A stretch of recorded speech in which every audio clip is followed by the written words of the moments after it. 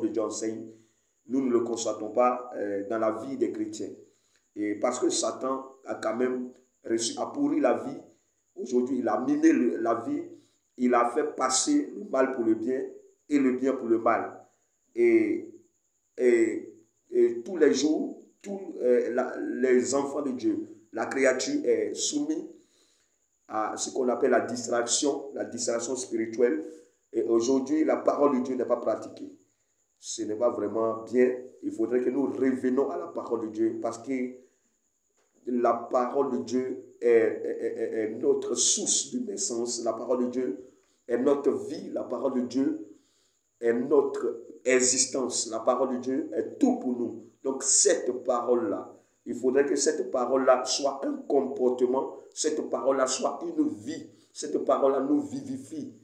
Donc cette parole-là, il faut que les chrétiens s'appliquent à la mettre en pratique. Parce que la Bible dit, ne vous bornez pas seulement à écouter, mais mettez en pratique ce que vous écoutez. Dieu, c'est un visionnaire. Dieu sait beaucoup de choses. Quelqu'un qui ne pratique pas la parole de Dieu, il est exposé aux tentations. Celui qui ne met pas en pratique la parole, il est exposé, il peut être facilement victime des œuvres des ténèbres. Donc, c'est la parole de Dieu qui envoie la puissance de Dieu, la faveur de Dieu sur la vie de l'enfant de Dieu. Et c'est en mettant en pratique la parole de Dieu, en se soumettant à la parole de Dieu, c'est en se consacrant à la parole de Dieu, c'est en s'efforçant pour laisser les choses du monde, c'est en ce moment-là qu'on peut avoir la victoire sur beaucoup de choses. Donc, vraiment que la parole de Dieu soit pour vous un comportement. Que la parole de Dieu soit pour vous un comportement. Je vais aller tout droit au but ce soir. Je vais vous dire vraiment que ce dont pourquoi Dieu a dit de faire ce message. Dieu a dit de faire ce message pour alerter les chrétiens, pour alerter la créature, pour alerter les enfants de Dieu et pour leur dire que c'est pas la parole de Dieu, c'est la pratique de la parole de Dieu, c'est à partir de la crainte de Dieu, c'est à partir de la soumission à Dieu que nous pouvons être heureux, nous pouvons avoir la faveur de Dieu. Et c'est la pratique de la parole de Dieu qui nous permettra d'entrer dans le paradis. Donc vraiment, la Bible déclare que l'âme qui pêche, c'est elle qui mourra. L'âme qui pêche, c'est cette âme-là qui mourra. Donc vraiment, il faut mettre l'accent sur la pratique de la parole de Dieu. Et Dieu veut rappeler à quelqu'un de revenir dans la bergerie, de reprendre l'amour qu'il avait pour son Dieu, de reprendre le chemin de la croix et de continuer le sacrifice jusqu'à son retour. Dieu veut requinquer quelqu'un, Dieu veut parler au cœur de quelqu'un.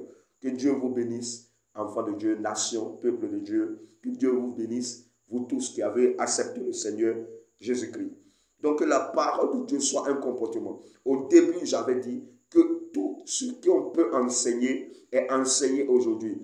Bien-aimé, le corps de Christ ne peut pas dire qu'il n'a pas entendu ce qu'on doit entendre de la part de Dieu. Parce que des hommes qualifiés ont tout fait pour enseigner le peuple, pour parler de la parole. Et aujourd'hui, Dieu veut dire à quelqu'un, ne te borne pas seulement à écouter, ne te borne pas seulement à écouter, mais mets en pratique cette parole. Que cette parole ne soit pas pour toi comme des choses insignifiantes, mais il faut que ça soit un comportement. Il faut que tu fais attention à la parole de Dieu. Il faut que tu ne prends pas à la légère cette parole. Il faut que tu considères cette parole, parce que dans cette parole, la parole de Dieu, la parole de Jésus-Christ englobe toutes les bénédictions, englobe toutes les bonnes choses qui se trouvent dans la main de ton Dieu. Donc cette parole est pour toi une vie. Cette parole est pour toi un comportement. Cette parole doit enfanter une nouvelle mode de vie. Cette parole doit enfanter en toi quelque chose de précieux. Cette parole doit t'amener à être ami à Dieu. Cette parole, tu dois pratiquer cette parole pour que Dieu soit content de toi. Donc cette parole, Dieu veut te faire comprendre que sans la pratique de la parole, nous irons tous en enfer. Sans la pratique de la parole, Dieu considère un enfant qui n'obéit pas à sa parole comme un rebelle. Et aucun rebelle n'ira au paradis. Aucun rebelle ne peut avoir la faveur de Dieu. Donc c'est pourquoi Dieu, pendant que tu es sur la terre, Dieu encore prouve son amour en me donnant la force ce soir pour venir te parler de sa part, afin que ça ne soit trop tard, avant que ça ne soit trop tard. Donc vraiment, c'est très important, la parole de Dieu, que la parole de Dieu produit en nous un comportement. Et bien aimé, l'église primitive, l'église qui était avant nous, l'église que les gens, les Pierre, les Paul ont dirigée, cette église-là avait compris que la parole de Dieu n'était pas seulement les choses qu'on doit étudier, mais au-delà des études, on devait appliquer cette parole à notre âme. Et en fait que cette parole-là se produit un comportement à nous. Jésus, c'est une vie. C'est un esprit qui vivifie. Alors quand il est en toi, il apporte un changement, une vie, de nouvelles choses, de nouvelles manières de marcher, de nouvelles manières de parler, de nouvelles manières de s'habiller, de nouvelles manières de faire les choses. Donc Jésus, en réalité, c'est comme ça que sa parole, quand on dit que la parole est puissante, on dit la parole est puissante parce que quand cette parole rentre dans une vie, cette parole-là change cette vie. Cette parole-là transforme cette vie. Cette parole-là guérit cette vie. Cette parole-là affermit cette vie. Donc, la puissance de la parole de Dieu, on commence à constater cette puissance sur la vie de quelqu'un qui, du coup, a reçu cette parole et qui, au travers de cette parole, au moyen de cette parole, commence à changer. Commence à changer. Donc, que la parole de Dieu, Dieu te dit ce soir, que sa parole soit en toi un comportement. Soit en toi un comportement. Que la parole ne soit pas comme quelque chose de distraction, quelque chose ou un passe-temps, ou quelque chose d'inutile. Que la parole de Dieu ne soit pas quelque chose d'inutile dans ta vie, mais que cette parole-là soit une parole vivifiante qui va apporter la délivrance, qui va t'apporter la restauration, qui va t'apporter le changement. Bien aimé, l'église que les Pierre et Paul ont dirigée, comme je le disais tout à l'heure, cette église-là avait compris. Et le mot chrétien même, qui veut dire les enfants de Christ, les petits Christ, les gens qui sont sortis de Christ, les gens qui ont compris le message de Christ, les gens qui se comportent comme Christ. Donc le mot chrétien est venu à partir, est venu même des païens parce qu'ils avaient constaté une nouvelle manière de vivre, une nouvelle manière de faire les choses. Et c'est très important, ce message que je suis en train de te donner. C'est très important parce qu'on a beaucoup de chrétiens aujourd'hui dans l'église qui viennent, ils écoutent la parole. Mais une fois sortis de l'église, ils oublient tout. Et du coup, ils retournent dans leur même mode de vie, dans leur ancienne vie. Ils fonctionnent avec les choses de ce monde. Que la parole de Dieu, que la parole de Jésus-Christ soit un comportement en toi, produit en toi un comportement. Donc, c'est les païens qui ont regardé l'église, ils ont dit ceux-là, on les appelle les chrétiens, les petits Christ, les chrétiens, les enfants de Christ, les chrétiens, les gens qui ont compris le message de Jésus-Christ. Donc, c'est par leur comportement. Alors, si tu es à l'église et que depuis que tu écoutes la parole de Dieu, cette parole-là ne t'a pas changé aux yeux des païens comme l'église primitive, sache que tu es encore en retard. Sache que tu n'appartiens pas d'abord à l'Éternel. Il faut que cette parole-là te change. En fait, qu'on dit, ah, celui-ci était comme ça hier, mais il n'est plus comme ça aujourd'hui. Au fait, c'est tout l'évangile qui est là. L'évangile, c'est naître de nouveau. L'évangile, c'est marcher avec Dieu. L'évangile, c'est mettre foi à Jésus. L'évangile, c'est craindre de Dieu. L'évangile, c'est mettre en pratique les enseignements de Christ, de Jésus-Christ. Donc, c'est ça l'évangile. Alors, comment on peut être chrétien, appartenir à de nouvelles choses, appartenir à un Dieu d'amour et fonctionner avec les anciennes choses que Dieu nous a dit de laisser? Ce n'est pas vraiment bien. Donc, vraiment, Dieu te dit ce soir que sa parole soit un comportement en toi. Que sa parole soit un comportement dans ta vie. Que sa parole soit un comportement dans ta vie. Dieu est en train de parler à quelqu'un. Aujourd'hui, que Dieu me vienne en aide pour que je puisse vous faire comprendre la révélation que Dieu a dans ce message que je suis en train de vous donner. Il y a une révélation dedans, une révélation très simple, une révélation que tu dois appliquer à ta vie, une révélation que tu dois mettre ça sur le trône de ton cœur, une révélation avec laquelle tu vas fonctionner. À partir d'aujourd'hui, tu finis d'écouter ce message. Sache, tu dois savoir aujourd'hui que la parole de Dieu doit être un comportement pour toi. La parole de Dieu doit être un mode de vie pour toi. Donc, si tu es avec le Seigneur, tu t'appelles chrétien. En réalité, si tu t'appelles chrétien et que par tes méditations, par, comment on appelle, les enseignements de l'Église, par les exhortations fraternelles que vous avez tous les jours, si tu entends quelque chose où Dieu te dit ça, c'est pas bon, alors tu arrêtes et tu fais ce qui est bon. C'est comme ça que ça se passe. Donc, ce qu'on t'enseigne là, c'est ce que tu dois accepter et fonctionner avec. Ce qu'on t'enseigne là, c'est ce que tu dois adapter à ta vie. Alors, ça m'étonne aujourd'hui que les gens sont chrétiens et qu'ils lisent la Bible et Dieu dit, j'aime pas ça, mais eux ils sont dedans. Malgré qu'eux ils sont dedans, ils sont chrétiens. Ce n'est pas vraiment bien. Ce n'est pas vraiment bien. C'est que là, la parole de Dieu n'est pas encore devenue un comportement pour toi. Tant que la parole de Dieu n'est pas un comportement pour toi, tu n'appartiens pas à Christ. Malgré que tout le monde va dire que non, tu es chrétien, malgré que tu vas appartenir à une communauté, malgré que tu vas appartenir à un mouvement, malgré que tu vas appartenir à une église, mais tant que la pratique de la parole de Dieu n'est pas manifeste, n'est pas visible aux yeux de tous, sache que les gens peuvent te dire que tu es bon frère, mais pas un esprit de révélation. Moi, je te dis que Dieu ne te connaît pas.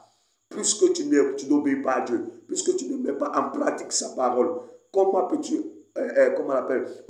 être avec le Seigneur et ne pas pratiquer sa parole? Donc nous allons lire Luc. Regarde ce que Luc dit. Luc chapitre 6. Nous lisons Luc chapitre 6. Luc chapitre 6, le verset. Luc chapitre 6, le verset 46. Écoute la parole de Dieu, le verset 46. Nous sommes dans Luc chapitre 6, le verset 46. La Bible dit, « Pourquoi m'appelez-vous Seigneur et vous ne faites pas ce que je dis ?» Regarde ce que la Bible dit, Luc chapitre, pour ceux qui sont en train de noter. Vous qui suivez cette chaîne, comment on appelle, abonnez-vous. Et à chaque fois que vous voulez suivre les vidéos, venez avec un bloc-notes, avec un stylo en main, pour pouvoir noter les versets, pour qu'après la vidéo, tu puisses faire tes recherches. C'est en ce moment-là que tu vas grandir, c'est en ce moment-là que tu vas connaître Dieu. Donc regarde ce que Luc dit. Luc chapitre 6, verset 46 dit, « Pourquoi m'appelez-vous Seigneur, Seigneur, et vous ne faites pas ce que je dis? Pourquoi m'appelez-vous Seigneur, Seigneur, et vous ne faites pas ce que je dis? » Donc, c'est pourquoi Jacques dit dans Jacques chapitre 1, verset 22, dit, mettez en pratique la parole de Dieu et ne vous bornez pas à l'écouter. Mettez en pratique la parole de Dieu et ne vous bornez pas à l'écouter. Alors, comment des chrétiens peuvent venir à l'église et Dieu va pousser le pasteur spirituellement et le pasteur va enseigner que tromper sa femme, ce n'est pas bon. Avoir des relations de copinage, ce n'est pas bon. Et le chrétien sort de cet enseignement, il arrive au dehors et il va tromper sa femme, ou il va avoir des relations de copinage, ou il va vivre dans l'impudicité, ou il va vivre dans le mensonge. Pendant que lui-même, il lit la Bible et il sait que Dieu n'aime pas le mensonge. Dieu n'aime pas le vol, Dieu n'aime pas l'impudicité, Dieu n'aime pas l'adultère, Dieu n'aime pas l'escroquerie, Dieu n'aime pas tout ce qui n'est pas bon. Et il sort, il s'en va rentrer dedans. C'est que en réalité, la parole de Dieu n'est pas un comportement en lui. Quand la parole de Dieu n'est pas un comportement en toi, bien aimé, tu te fatigues. Tu te fatigues. Parce que le jour où le Seigneur va venir, tu ne feras pas partie de ceux-là qui seront enlevés. C'est à ce niveau-là qu'il faut comprendre. Le message d'aujourd'hui veut parler de ces choses, veut parler de la pratique de la parole. Donc c'est comme ça un peu. Que la parole ne soit pas des lettres, que la parole ne soit pas quelque chose d'inutile pour toi. Moi, je ne sais pas. Comment tu peux être un chrétien? On peut t'enseigner que les chrétiens ne font pas ça. Les chrétiens ne font pas ça. Au fait, toi, tu vois l'homme t'enseigner. Mais en réalité, Dieu passe par le pasteur pour te parler. C'est pourquoi l'apôtre Paul dit, si c'est vérité que je vous dis, si vous rejetez ces vérités, ce n'est pas l'homme que vous rejetez. Beaucoup de personnes pensent que s'ils sont en train de rejeter la parole du pasteur, le pasteur, c'est l'instrument, c'est l'élément par lequel Dieu parle. Dieu passe pour parler à son peuple.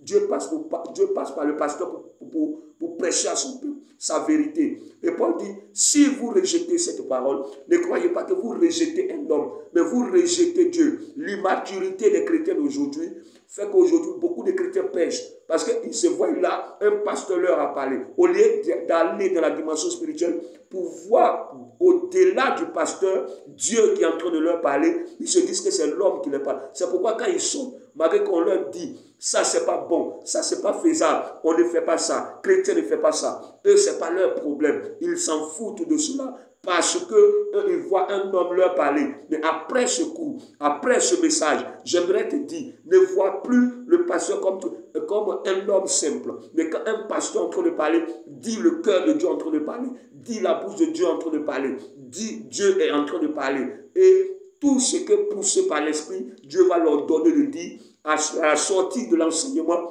Dis à Dieu, aide-moi Seigneur, pour que ce que tu m'as dit aujourd'hui, je puisse le mettre en pratique. C'est comme ça que ça se passe. Aide-moi Seigneur, pour que ce que j'ai entendu aujourd'hui de la bouche de ton serviteur, ce que tu as ordonné à ton serviteur de nous dire, aide-moi de le mettre en pratique. C'est comme ça que ça se passe.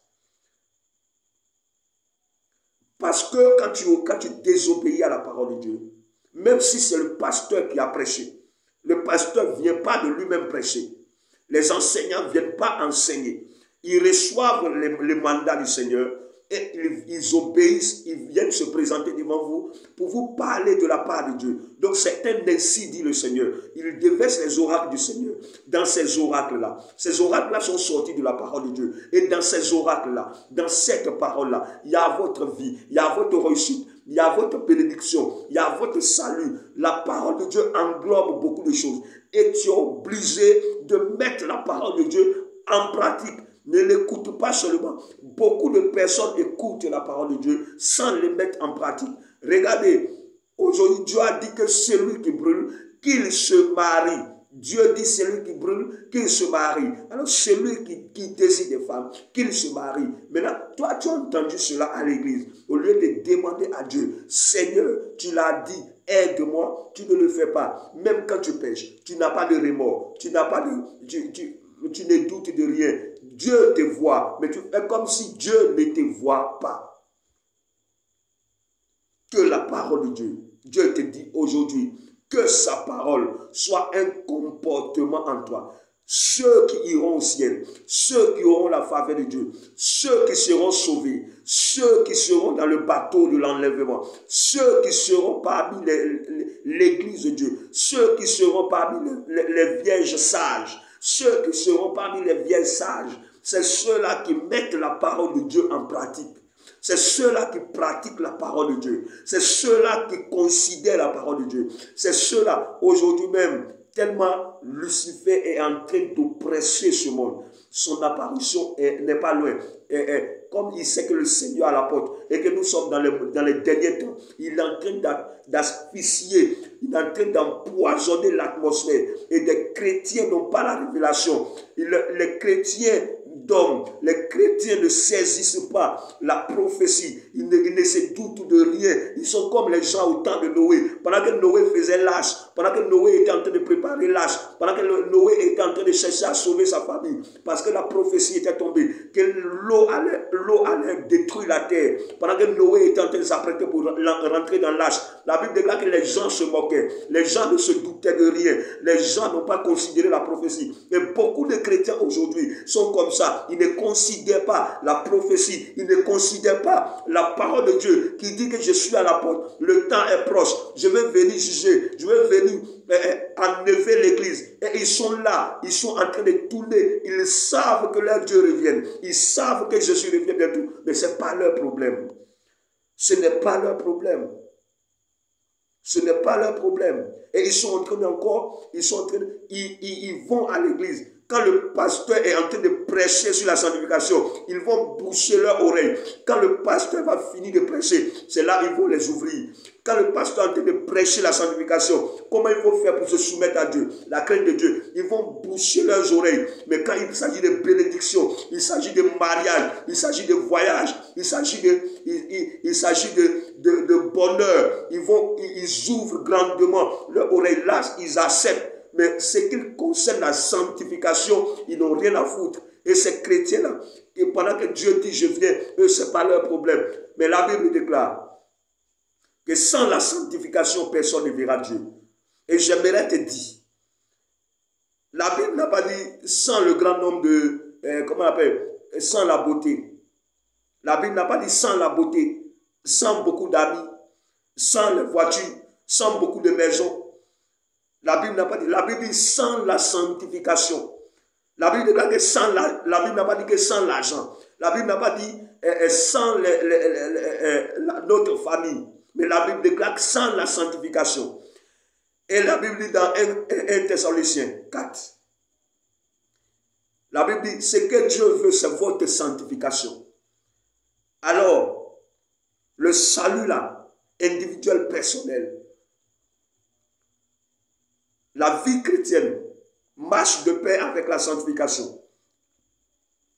Donc vraiment, il faut que la parole de Dieu, la parole de votre Dieu, produise en vous un comportement. Il faut que la parole de Dieu soit un comportement en vous. C'est-à-dire quand tu lis la Bible et que la Bible te dit dans les versets comme 1 Corinthiens chapitre 6 à partir du verset 9 à 10, la Bible déclare que ne vous y trompez pas. Même les infidèles, les impudiques n'iront pas au ciel. Alors quand tu lis et tu entends ça, tu dois être obligé de laisser. Beaucoup de personnes disent tout le monde est pécheur, tout le monde est pécheur, tout le monde est pécheur.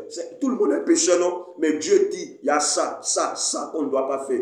C'est ça l'importance. La parole de Dieu est plus que la parole de tous ceux qui essayent de masquer, qui essayent de s'échapper à la vie de sanctification. Il y a beaucoup de personnes qui cherchent à s'échapper de la vie de sanctification. La sanctification est la base de la chrétienté. La sanctification est la base de la vie chrétienne. Tu as sauté dessus.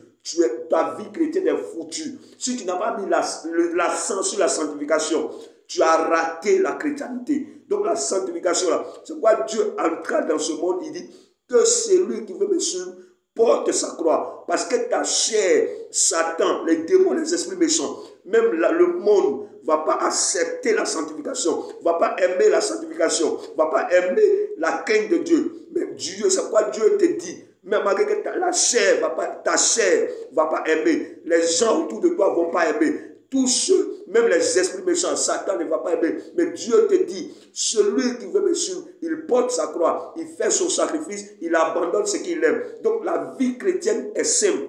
La vie chrétienne, c'est de mourir à ce qu'on aime et on laisse Christ, la volonté de Christ, se manifester au travers de nous. La vie chrétienne, c'est ça. Donc que la parole de Dieu ne soit pas des lettres, des mots, des choses sans importance pour toi. Parce qu'aujourd'hui, parmi les fidèles, il y a des faux frères qui sont en train aussi contaminer d'autres frères. Eux, ils s'en foutent de la sanctification. Ce qu'ils savent, c'est d'appartenir à une communauté. Et du coup, les frères qui sont en train de se sanctifier, se mettre à part, prendre des retraites, il les décourage. Mais frères, vous tous qui êtes en train de prendre des retraites, vous sanctifiez pour le Seigneur. Laissez-moi vous dire, notre Dieu Jésus-Christ n'a jamais menti. Notre Dieu Jésus-Christ n'a jamais menti.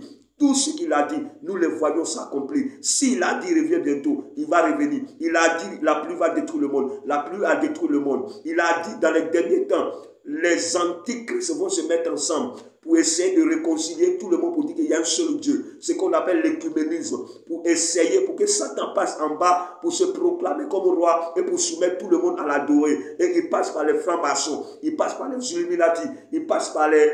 Et Satan aujourd'hui s'est infiltré dans tous les secteurs. Il est dans la politique, il est dans les grandes écoles, il est dans les facs. Il est dans les facs, il est un peu partout. Il a miné tous les secteurs pour essayer de soumettre l'humanité à pour que l'humanité accueille son apparition. Aujourd'hui, il est en train de chercher à mettre toutes les églises ensemble, que tu sois dans le faux, que tu sois dans le vrai. Ils se disent qu'en soi, nous sommes tous chrétiens, nous sommes tous croyants, donc on peut se mettre ensemble et du coup, on va mélanger le profane avec le sacré. C'est ce qu'il cherche. Il veut que nous mélangeons le profane avec le sacré. Donc, voici. Donc, du coup, tu peux être chrétien, mais tu écoutes la musique du monde, tu peux être dans le péché, tu peux être dans le mal, mais si tu as confessé Jésus, c'est bon. C'est ce qu'ils vont dire. Mais moi, je te dis, c'est une ruse. C'est une ruse. Parce que la Bible déclare que l'antichrist doit apparaître. Il doit être révélé. Alors, avant d'être révélé, il doit d'abord soumettre tout le monde à sa volonté pour que lui puisse régner comme Dieu. Parce que dans la prophétie que Paul donnait dans Thessaloniciens, la Bible dit qu'il s'élèvera au-dessus de tout ce qu'on appelle Dieu et il se proclamera lui-même Dieu. C'est une prophétie. Alors, même les gens peuvent être dans le mal, ils vont dire en soi, nous sommes tous les enfants de Dieu. Au fait, ceux qui disent ça, ils ont peur de leur vie. Parce que s'ils disent la vérité, du coup, ils vont les tuer. Mais Jésus a dit, si tu as peur, si tu présentes ta vie sur cette terre, tu vas perdre ta vie en haut. Mais si tu perds ta vie à cause de moi, tu vas retrouver cette vie. Donc, serviteurs de Dieu, vous à qui Dieu a confié sa vérité, n'ayez pas peur de dire cette vérité. Parce qu'on ne peut pas avoir un seul Dieu et le pratiquer différemment. Il y a des communautés où on dit Jésus n'est pas mort à la croix. Il y a des communautés où on dit Jésus est mort à la croix. Nous, par exemple, on dit que Christ est mort à la croix. Et c'est le sceau de notre chrétienté. Si Christ n'est pas mort à la croix, on n'a pas raison d'être chrétien. Alors, une communauté qui vient pour dire Dieu n'est pas mort à la croix, Jésus-Christ n'est pas mort à la croix, c'est ça l'antichrist. C'est ça le ministère de l'antichrist. Et il y a des faux chrétiens. Les faux chrétiens qui veulent préserver leur vie sur la terre s'associent à des antichrists pour faire le mal à Dieu. Voulant plaire aux hommes, ils sont en train de compromettre la parole de Dieu. Ils sont en train de compromettre la parole de Dieu. Et il y a d'autres communautés qui disent Jésus n'est pas le Seigneur, Jésus n'est pas le Sauveur. Bon, si Jésus n'est pas le Seigneur, Jésus n'est pas le Sauveur, automatiquement c'est l'antichrist ça. Ça c'est l'antichrist. C'est un antichrist qui peut parler comme ça. C'est un antichrist. Parce que c'est lui qui vient contredire la parole du Seigneur Jésus. C'est lui l'antichrist. Aujourd'hui, les gens disent, même quand je vois des soi-disant serviteurs de Dieu, qui sont là, ils se disent, viennent de Dieu, allez s'associer à ces personnes en train de faire, vous avez peur de mourir, vous avez peur, ainsi vous êtes en train de compromettre la parole de Dieu. Mais demain, Dieu vous rejettera parce que vous l'avez rejeté devant les hommes. Il dit, je ne suis pas venu apporter la paix sur la terre. Je suis venu avec l'épée pour diviser. Maintenant, il vous a confié cette parole pour que vous puissiez dire la vérité. Mais vous fuyez cette vérité parce qu'ils vont vous tuer. Vous fuyez cette vérité parce qu'ils vont vous laisser. Vous fuyez cette vérité parce que tout le monde va se séparer de vous. Mais que tout le monde se sépare de vous, mais que vous soyez amis à Dieu, c'est ça l'importance. Mais vous voulez préserver les relations sur cette terre, les relations d'amitié, les relations fraternelles, et vous compromettez, vous péchez contre Dieu. Comment des gens qui disent que Jésus n'est pas mort à la croix, des gens qui disent que Jésus n'est pas mort à la croix, et que Jésus n'est pas le Seigneur, Jésus n'est pas le Sauveur. Et ces personnes-là, il y a d'autres groupes aussi qui sont là pour prier les statues, pour prier les statuettes. On prie devant les statuettes. Interdit par la Bible, interdit par Dieu. La Bible dit, nous sommes en communion avec son Fils. Nous sommes en communion avec son Fils. Nous ne sommes pas en communion avec autre chose. C'est avec Jésus-Christ le seul. Il dit, si quelqu'un a péché, nous avons un avocat auprès du Père. Le Fils Jésus-Christ, c'est lui qui est l'avocat. Donc aujourd'hui, tout est mélangé. Comment on peut avoir le même Dieu et l'adorer différemment et le pratiquer différemment? Et les gens à qui Dieu a confié sa vérité sont en train de fuir cette vérité pour ne pas qu'on leur coupe la tête. Ils ont coupé la tête de Jean-Baptiste, mais il est mort heureux. Ils ont crucifié les apôtres, mais ils sont morts heureux. Parce qu'ils ont accepté de défendre la vérité jusque dans leur tombe. Nous sommes des serviteurs de Dieu aujourd'hui. Nous sommes en train de compromettre la parole de Dieu. Même dans nos églises locales, les centres qui devaient être consacrés, le conseil, les dignitaires de l'église qui devaient être consacrés, saints, de par eux, Dieu devait bénir l'église. Mais eux aussi sont compromis. Et quand tu veux parler, on dit tout le monde est pécheur. Tout le monde est pécheur. Tout le monde est pécheur à 100%. Est-ce à cause de l'ignorance, parce que personne ne veut payer le prix, Satan est en train de gagner du terrain en bas. Satan est en train de gagner du terrain. Et chaque jour, les œuvres des ténèbres grandissent. Et chaque jour, les œuvres des ténèbres, Satan est en train de régner dans les vies. Or, pourtant, la vérité devait être prêchée pour amener la révélation, pour briser les condamnations, pour que Jésus-Christ paraît, pour que la manifestation de la puissance de Dieu paraît. Mais aujourd'hui, nous sommes en train de compromettre cette parole parce qu'on a peur d'être rejeté, parce qu'on a peur d'être banni, parce qu'on a peur d'être critiqué. Et ainsi, nous refusons Dieu pour garder les amis sur cette terre. Et demain, au jour du jugement, Christ nous rappellera ces choses. Parce que nous avons été incapables de défendre sa vérité. Nous avons couvert notre vie. Pendant qu'il a dit, même si vous mourrez pour moi, vous gagnerez cette vie. Heureux les morts qui meurent en Christ. Heureux les morts qui meurent en Christ. Heureux les morts qui meurent en Christ. Que Dieu vous bénisse au nom de Jésus. Que la parole de Dieu soit une vie pour toi au nom puissant de Jésus. C'était ton humble serviteur, le pasteur Esaïe. Que Dieu te bénisse. Abonne-toi sur la chaîne. Et si tu as des questions, pose des questions. On va faire des séries de prières pour ta délivrance. On va faire beaucoup d'autres choses pour t'aider aussi dans ta marche chrétienne. Et c'est ainsi que Dieu nous a ordonné de participer à ta maturité. Et nous voulons bien participer à ta maturité. Que Dieu te bénisse au nom de Jésus. Amen.